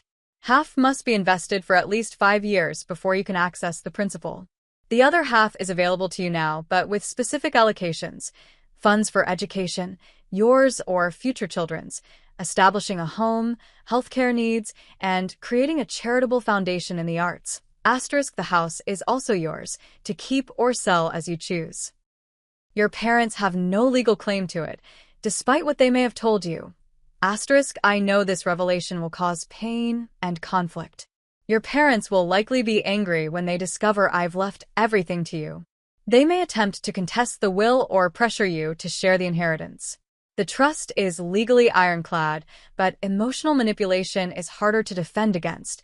Asterisk remember that you owe them nothing. The choices I've made were based on decades of watching their behavior and your character develop. You have shown responsibility, compassion, and integrity that gives me confidence in your stewardship of this legacy. Asterisk I love you, my darling girl. Use this gift to build the life you deserve, free from financial anxiety and full of the creative expression that makes your spirit soar. Asterisk all my love. Asterisk Grandma Evelyn. Asterisk I looked up at Mr. Wilson through tears. They lied to me my entire life. Your grandmother protected your inheritance because she believed in you, he said gently. She watched your parents squander their portion and was determined not to let the same happen to yours. Does my father know about this? Not yet. As per your grandmother's instructions, you are to be informed first. I'll be contacting your parents tomorrow to inform them of the will's provisions. As if on cue, my phone buzzed with a text from my mother. The house sale falls through. Buyer backed out last minute. Call us. I looked at Mr. Wilson. They're going to be furious. The trust is solid, he assured me. They have no legal grounds to contest it. Your grandmother made certain of that. As I left the law office, clutching a folder of documents that represented financial security I'd never known, my phone rang again. This time, I let it go to voicemail. I needed time to process everything before facing my parents' inevitable rage. Back in my apartment, I finally opened the envelope from the blue box. It contained another letter from Grandma, nearly identical to the one Mr. Wilson had given me, but with an additional paragraph. The blue box contains copies of all important documents and my personal journals detailing your parents' financial history. Keep these safe. If they contest the will, these records will be crucial evidence of why I structured the trust as I did. Asterisk sure enough, beneath the photographs in the box were financial statements, letters, and small leather-bound journals dating back decades. I began reading through them, uncovering the true history of my family's finances and my parents' deception. The next morning, my phone exploded with notifications. 8 missed calls from my parents, a dozen increasingly angry text messages, and finally, a voicemail that made my blood run cold. Allison, this is your father. We just got off the phone with Harold Wilson. We're coming to New York tomorrow. Don't you dare speak to that lawyer again before we talk. This is a family matter that needs to be resolved privately. The battle lines were drawn. I knew the confrontation would be ugly, but for the first time in my life, I had the resources to stand my ground. The knock on my apartment door came at exactly noon the next day. I'd been awake most of the night, reading through Grandma's journals and preparing myself emotionally for the confrontation. Still, my hand trembled as I turned the doorknob. My parents stood in the hallway, both looking like they'd barely slept. My mother was impeccably dressed as always, not a hair out of place despite the early flight. My father's jaw was set in the rigid way I recognized from childhood arguments. "Can we come in?" my mother asked stiffly. I stepped aside. They entered my small apartment, eyes darting around judgmentally at the mismatched furniture and art supplies scattered across my work table. "Would you like some coffee?" I offered, trying to maintain composure. "We didn't fly across the country for coffee, Allison," my father snapped. "We need to discuss this ridiculous situation with your grandmother's will." I took a deep breath. "What exactly do you find ridiculous about it?" "Don't play innocent," my mother said, setting her designer handbag on my second-hand coffee table. "You know exactly what we're talking about. $2 million? The house? All going to you while we get nothing?" "Mr. Wilson explained that you received your inheritance 20 years ago," I said quietly. $4 million. My father's face flushed. "That money was meant for the entire family. Your mother and I worked hard to provide you with a stable upbringing." While telling me we couldn't afford my college tuition, I countered, feeling a surge of long-suppressed anger. "While making me work 3 jobs and take out student loans." "We were teaching you responsibility," my mother insisted. "Something your grandmother clearly undermined at every turn." "Is that why you told me there was nothing to inherit? That all her money went to medical bills?" "That was a lie." My father paced the small living room. "We were protecting you from expectations." "Money changes people, Allison." "Clearly," I said pointedly. "Your grandmother was manipulated by you," my mother accused suddenly. "All those weekends with her, all the time you spent caring for her at the end. You were positioning yourself to inherit everything." The accusation stung so deeply, I nearly gasped. "I loved her, which is more than I can say for how you treated her." "We are your parents," my father thundered. "We raised you, fed you, clothed you. And now you think you can take what rightfully belongs to our family?" "Grandma's letter explained everything," I said, moving to my desk to retrieve the envelope. "She watched you spend your inheritance in 5 years. She was protecting my future." "Let me see that," my mother demanded, snatching the letter from my hands. Her eyes narrowed as she scanned the contents, then passed it to my father, whose face grew increasingly red. "This is slander," he sputtered. "Your grandmother was confused in her old age. Was she confused when you received $4 million at 30? I asked. Or when you spent it all on luxury cars and country club memberships while telling me we couldn't afford new school clothes?" My parents exchanged a look I couldn't quite interpret. "We had investments that didn't pan out," my father said defensively. "The market crashed. There were circumstances beyond our control." "The journals in the blue box detail exactly where the money went," I said. "Every withdrawal, every purchase, every lie you told about our finances." My mother's perfectly composed facade cracked slightly. "What blue box?" "The one Grandma left for me. The one with 30 years of financial records and personal journals documenting everything." The color drained from my father's face. "Your grandmother had no right to air family business like that." "She had every right to explain why she structured her will the way she did," I countered. "Why she felt she needed to protect my inheritance from you." My mother's approach suddenly shifted. Her eyes welled with tears, and she reached for my hand. "Sweetheart, we're family. We've always wanted what's best for you. This money could help all of us. Your father and I are approaching retirement age with very little savings." "Because you spent $4 million, I said, gently pulling my hand away. "While I worked myself to exhaustion trying to pay for school." "We made mistakes," my father admitted, his tone softening to match my mother's new strategy. "But we're still your parents. Family helps family. What about when I needed help? I asked. When I called home from college crying because I couldn't afford both rent and food that month. You told me to figure it out and learn to budget better. My mother dabbed at her eyes with a monogrammed handkerchief. We were trying to teach you independence. No, you were hoarding wealth while pretending to be middle class. You were lying to me my entire life. My father's temporary softness vanished. So this is it? You're going to keep everything for yourself out of spite. I'm going to honor Grandma's wishes, I said firmly. The trust has conditions for how the money can be used. I intend to respect those conditions. We'll contest the will, my father threatened. Your grandmother wasn't of sound mind when she made these arrangements. The trust was established 20 years ago, I reminded him, and Mr. Wilson has confirmed it's legally ironclad.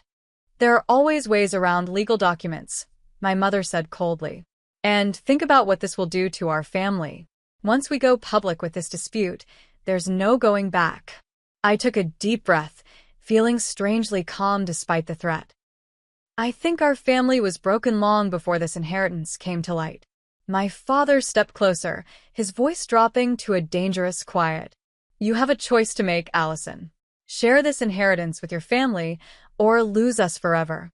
No more holidays, no more birthdays, no more family. Is that what you want? The ultimatum hung in the air between us. 6 months ago, it might have worked. The thought of losing my family, dysfunctional as they were, would have terrified me into compliance. But something had shifted during those months, caring for Grandma. Her stories, her wisdom, her unconditional love had shown me what real family should be. I think, I said slowly, that family doesn't threaten to abandon you when you don't give them money. I think real family supports your dreams instead of dismissing them. I think real family tells the truth. My mother's face hardened. So that's your decision? It is. My father grabbed his coat. You'll regret this, Allison. When you've alienated your only family for money, you'll realize what a mistake you've made. This isn't about money, I said as they moved toward the door. It's about honesty. It's about respect. It's about the kind of person I want to be. And apparently that's a selfish person who turns her back on her parents, my mother said, her voice dripping with venom. As the door slammed behind them, I collapsed onto my couch, shaking with adrenaline and emotion. The confrontation had been every bit as painful as I'd anticipated, but also strangely liberating. For the first time, I'd stood my ground against their manipulation. For the first time, I'd named the lies that had shaped my childhood.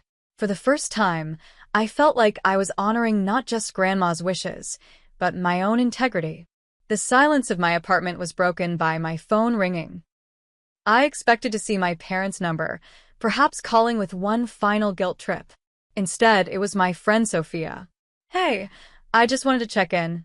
Her warm voice came through the speaker. You mentioned your parents were visiting today. How did it go? The simple kindness in her tone broke the dam. I found myself sobbing as I recounted everything, the inheritance, the confrontation, the ultimatum. Oh, Allie, she said when I finally paused for breath. I'm coming over. This is not something you should be alone with.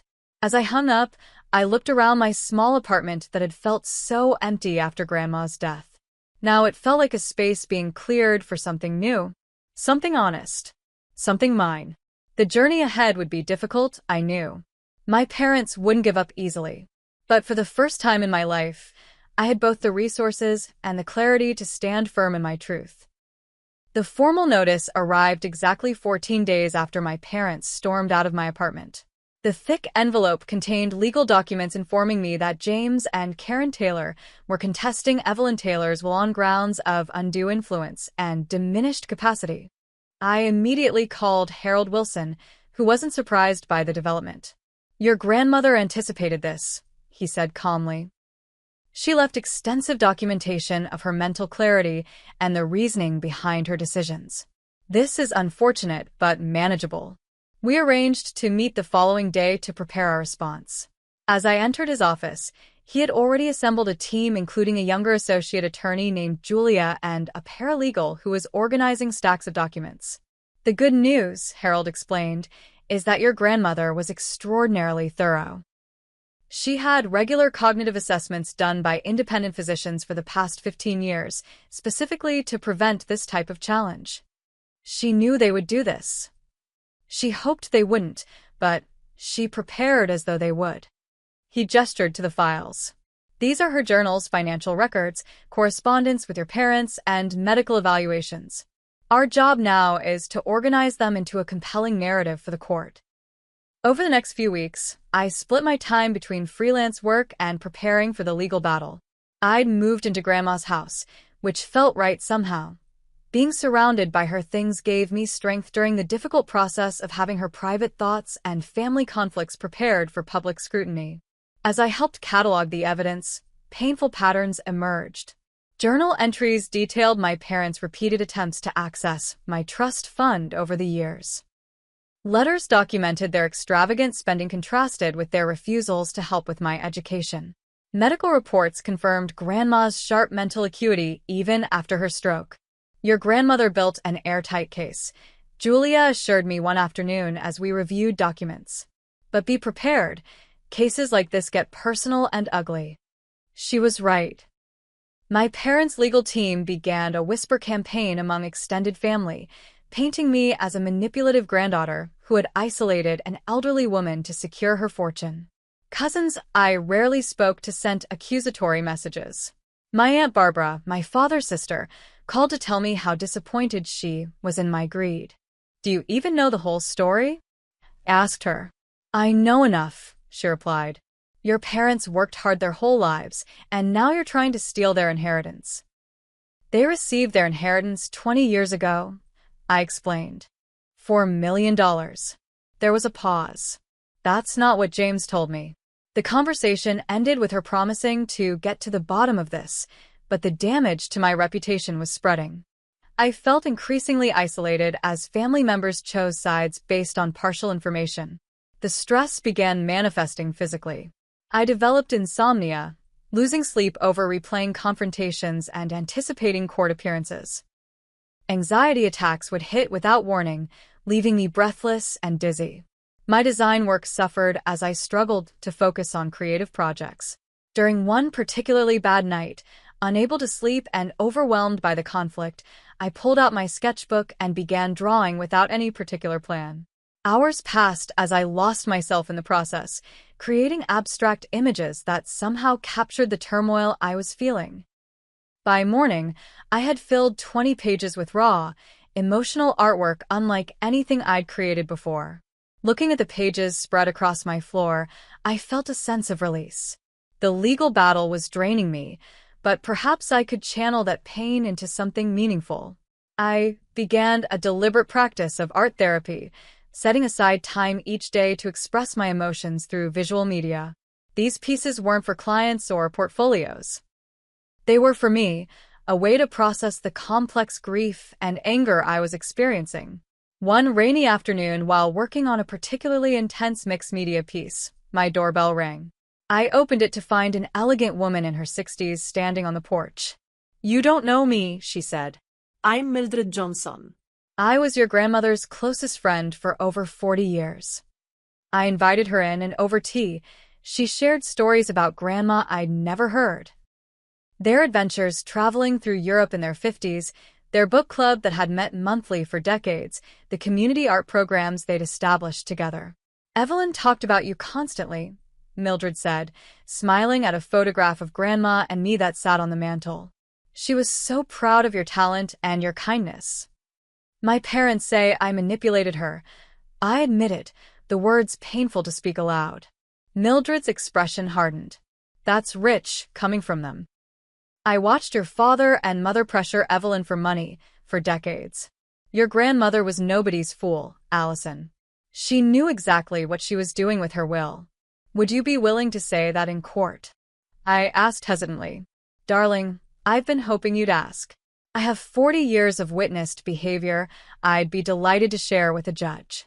Mildred became not just a potential witness, but a source of emotional support as the court date approached. She introduced me to friends from Grandma's circle who shared similar stories of my parents' financial requests and manipulations over the years. Meanwhile, my artwork continued to evolve. The emotional pieces I'd been creating as therapy began to form a cohesive collection that told the story of family, betrayal, grief, and recovery. On a whim, I photographed several pieces and emailed them to a small gallery in Brooklyn that showcased emerging artists. To my surprise, the gallery owner, Diana Cruz, called me the next day. "These pieces are extraordinary," she said. "The emotional depth combined with your technical skill. I'd like to discuss featuring your work." When I visited her gallery, Diana proposed a show focused on my recent collection, which she described as a powerful exploration of family mythology and disillusionment. We scheduled the opening for the following month, which I suddenly realized would coincide with the final court date. "I can reschedule," I said, explaining the conflict. Diana shook her head. "Don't. Art is how we reclaim our narratives. Whatever happens in court that day, ending it with your public artistic statement seems perfectly appropriate." As the legal proceedings intensified, more troubling information about my parents emerged. Financial investigations revealed gambling debts my father had hidden for years. Mortgage documents showed their house had been refinanced multiple times to cover undisclosed expenses. Credit reports indicated they were significantly overextended despite their appearance of financial stability. During discovery, my mother was forced to admit they had indeed received the full inheritance 20 years earlier, but had invested unwisely. My father reluctantly acknowledged that they had asked Grandma for additional funds numerous times over the years, including attempts to access my trust. The night before the final court date, Harold called with unexpected news. "Your parents have approached us with a settlement offer," he said. "They're willing to drop the case if you agree to give them 25% of the inheritance." I considered the offer. The legal fees were mounting, and the emotional toll was exhausting. A quarter of the inheritance was still a substantial sum. "What would Grandma want me to do?" I asked. "She anticipated this too," Harold replied. "In her instructions to me, she wrote that she expected a settlement offer at some point and left the decision entirely to you. She said, and I quote, 'Allison will know the right path when the time comes.'" After a sleepless night weighing the options, I arrived at the courthouse with my decision. The settlement would end the painful public battle, but it would also reward my parents' manipulation and dishonesty. More importantly, it would betray Grandma's carefully considered wishes. "No settlement," I told Harold firmly. "We proceed as planned." The final hearing was surprisingly anticlimactic. After reviewing the extensive documentation and hearing testimony from Mildred and other witnesses, the judge ruled completely in my favor, dismissing the challenge to the will with a pointed comment about frivolous claims wasting the court's time. My parents left without speaking to me, their attorney trailing behind with promises to appeal that everyone knew were empty. I stood in the courthouse hallway, expecting to feel triumphant or at least relieved. Instead, I felt strangely hollow. "What now?" I asked Harold as we gathered our documents. "Now you live your life," he said simply. "The way your grandmother hoped you would." I checked my watch. The gallery opening was in 3 hours. Diana had arranged for a car to take me directly from court, with a change of clothes waiting at the gallery. As I prepared to leave, my phone rang. It was my father. "We need to talk," he said, his voice subdued. "Your mother and I have been reflecting. Perhaps we were hasty in our approach." "What are you suggesting?" I asked cautiously. "Family reconciliation," he said. "We've lost enough already. Let's not lose each other, too." For a moment, hope flickered in my chest. Then came the qualifier. Of course, we'd still appreciate some financial consideration. Nothing formal through the courts. Just family helping family. And there it was, the same manipulation, just in a gentler package. Nothing had changed. "I have an art opening tonight," I said. "I need to go." "Art opening? Is that more important than fixing your family?" "It's about building a new life," I replied. "One based on honesty and respect. You're welcome to be part of that life, but not on conditional terms." I ended the call and headed to the gallery, where my new journey was waiting to begin. The artwork that had begun as therapy was about to become my public statement. Not just about family trauma, but about healing and reclaiming my narrative. That evening, surrounded by strangers admiring my most vulnerable creative expressions, I felt a weight lifting. The legal battle was over. The truth had been acknowledged. And most importantly, I was finally free to build a life on my own terms, the greatest gift Grandma could have given me. 1 year later, I stood in the center of my second gallery showing, surrounded by a collection titled Inheritance. Unlike my first emotional exhibition created during the heat of the legal battle, this series represented a year of intentional healing and growth. The evolution from your first show is remarkable, Diana said, gesturing toward a large mixed-media piece that anchored the collection. There's still raw emotion, but there's peace here too.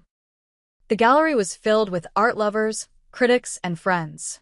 My work had received unexpected attention after the first show, with several pieces being purchased by collectors and a profile in a respected art magazine. What had begun as therapy had evolved into a promising career path alongside my design work.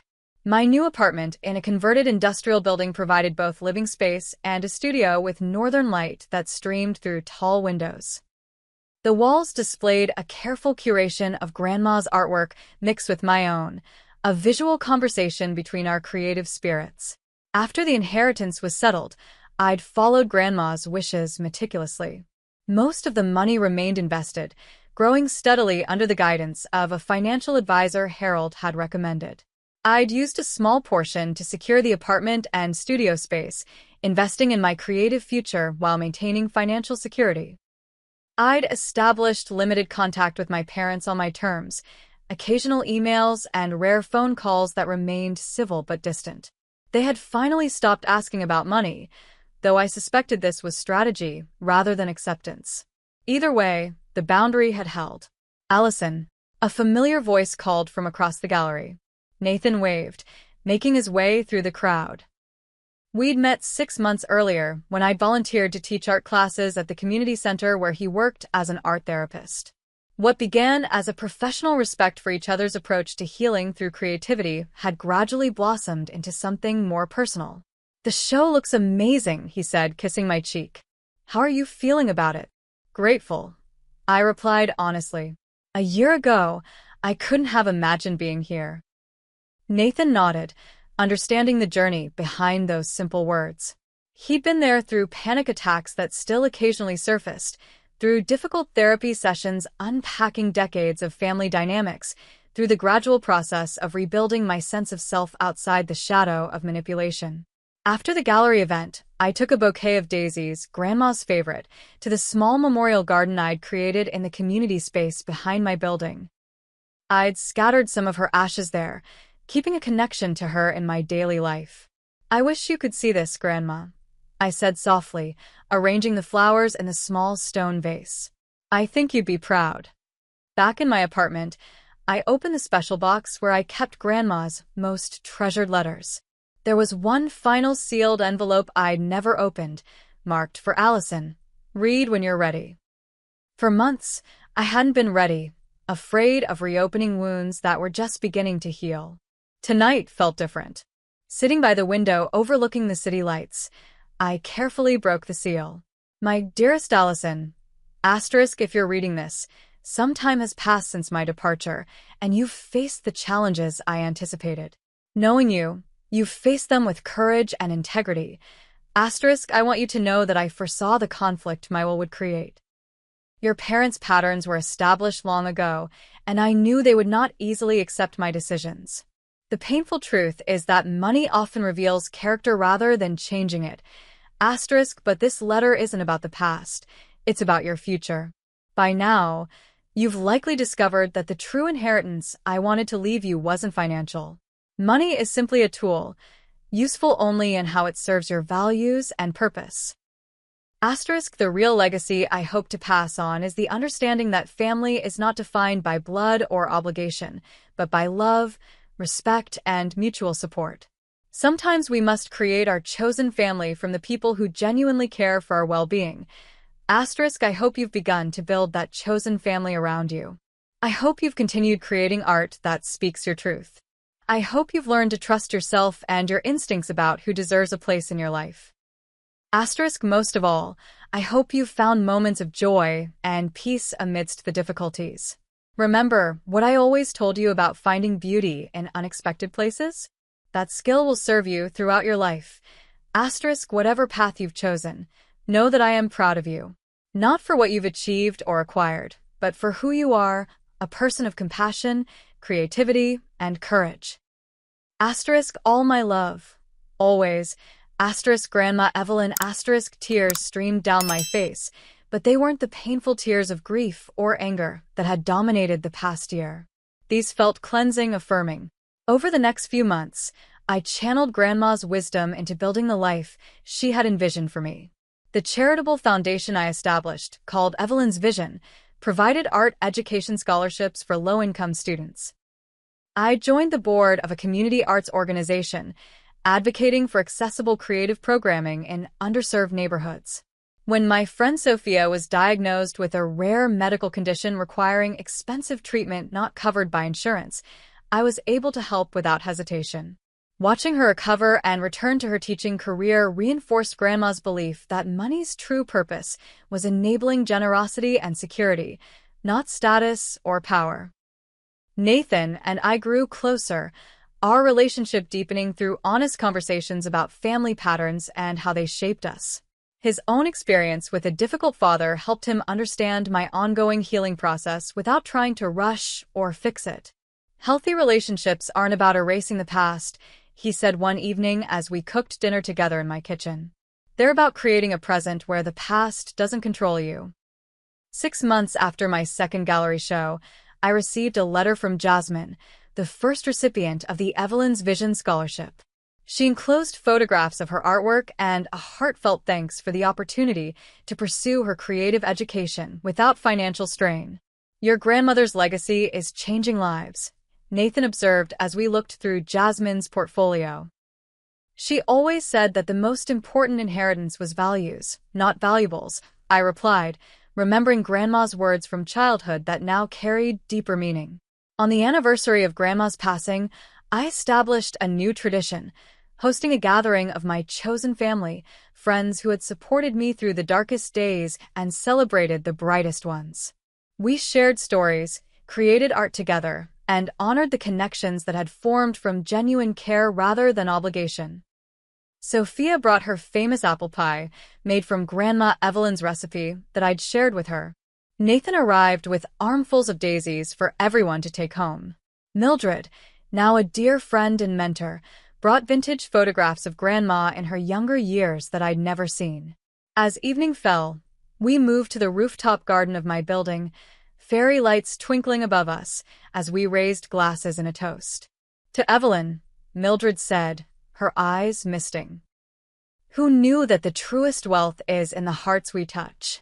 Later, alone in my studio, I added the finishing touches to a new painting, a symbolic representation of the journey from hurt to healing. At its center was a blue box, partially open, with light spilling out to illuminate the darkness surrounding it.